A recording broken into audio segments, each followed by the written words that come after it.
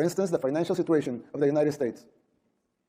When I talk to my conservative friends right here, they always tell me that the problem is high taxes, but they're wrong. Of course, high taxes are extremely high here in the United States. I give you that. You're right in that. But that's not the real problem.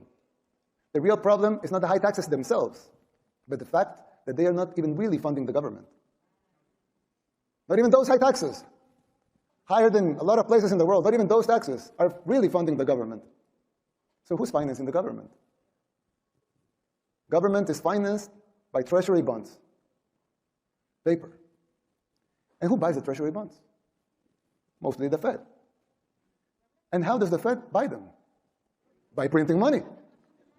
But what backing does the Fed have for that money being printed? The treasury bonds themselves. So basically, you finance the government by printing money out of thin air.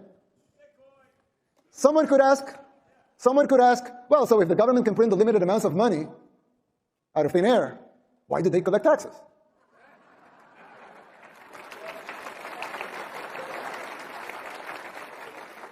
I mean, in theory, it would make sense, right? If they can print unlimited amounts of money, why would they need taxes for?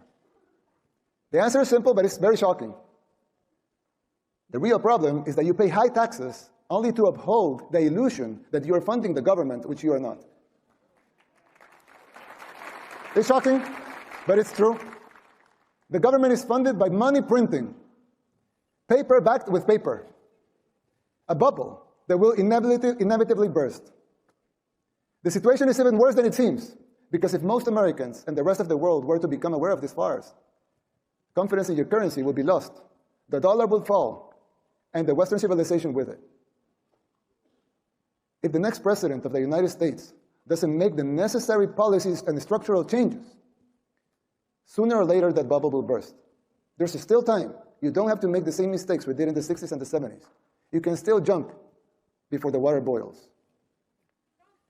Winning the election isn't enough to solve these problems. They will not simply go away as a consequence of an electoral result. It would take a total re-engineering of the government, top to bottom. It will entail making difficult decisions, like the ones we made in El Salvador since 2019, and they're already paying off.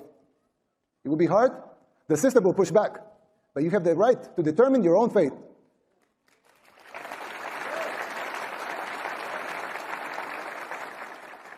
Salvadorans did the same.